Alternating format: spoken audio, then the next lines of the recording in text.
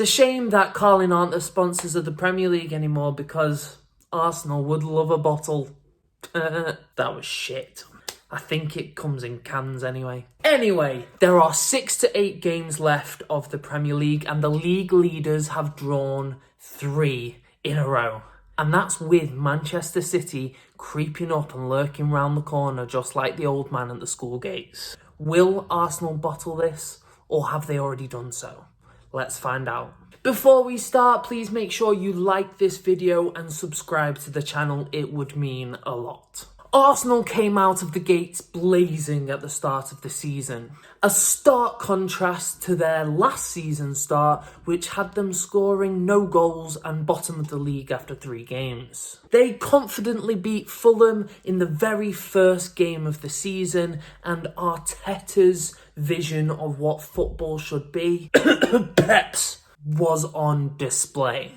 Perhaps we would see a competitive Arsenal this season. But ultimately, they're still going to be a little bit shit, right?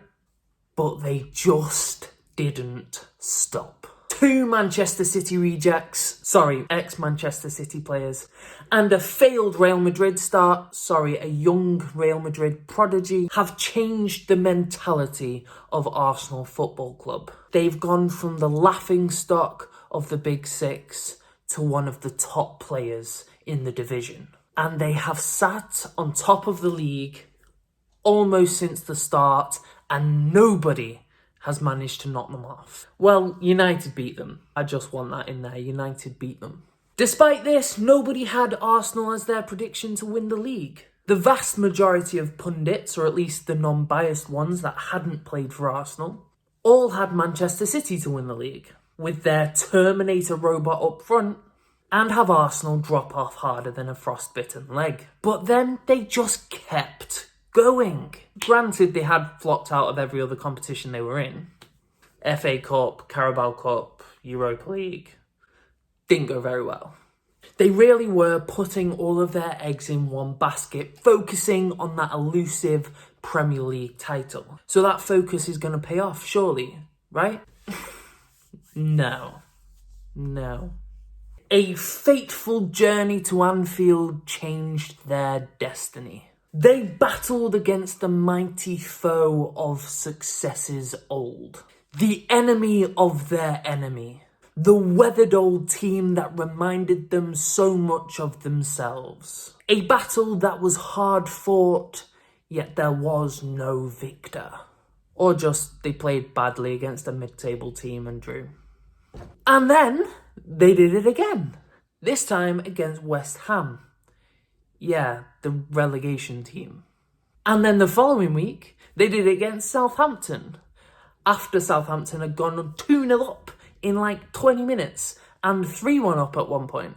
Oh, yeah, you're right, that's Southampton, at the bottom of the league. You're starting to see a trend here. These 3 points in 9 available have allowed Manchester City to sneak up on them like a... No, Luke, stop it with the creepy similes. Manchester City are now only 5 points behind Arsenal. And they've played 2 games less. Which means if Manchester City just win all the rest of the games, which is pretty likely, they've won the league. By a point, if Arsenal also... You know how it works. So, does that mean the league is out of Arsenal's hands? Have they already bottled it? I'm not so sure. Yes, of course we think that Manchester City are going to steamroll every other opponent they've got this season, apart from Arsenal. And this is the key thing.